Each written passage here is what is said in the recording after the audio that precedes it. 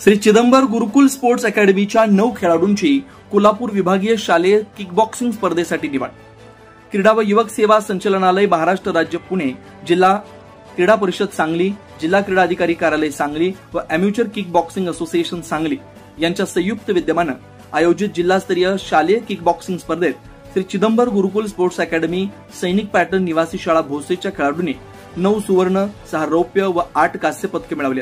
सुवर्ण पदक विजेते खेळाडूंची कोल्हापूर विभागीय शालेय किकबॉक्सिंग स्पर्धेसाठी निवड झाली।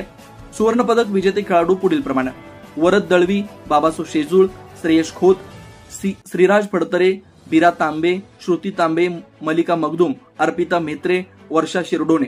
रौप्य पदक विजेते खेळाडू पुढील प्रमाणे: तृप्ती तांबे, प्रणय तांबे, प्रणिती अवताडे, कार्तिक कोळीगडे, अभिजित म्हेत्रे, देवराज कोळेकर।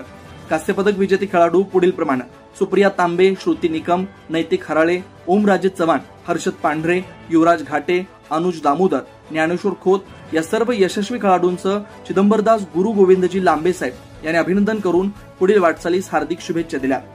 या स्पर्धा कडेगाव वांगी इथं अॅम्युचर किकबॉक्सिंग असोसिएशनचे अध्यक्ष श्री विश्वास तात्या शिंदे, सचिव श्री आदिक पाटील सर यांच्या मार्गदर्शनाखाली अतिशय उत्साहात व यशस्वीरित्या संपन्न झाल्या। या स्पर्धेत 20हून अधिक शाळेतील 300 पेक्षा जास्त खेळाडूंनी सहभाग नोंदवलेला होता। सर्व खेळाडूंना प्रशिक्षक आप्पासाहेब तांबे यांचं मार्गदर्शन लाभलं। विशेष प्रतिनिधी मिरज सांगली।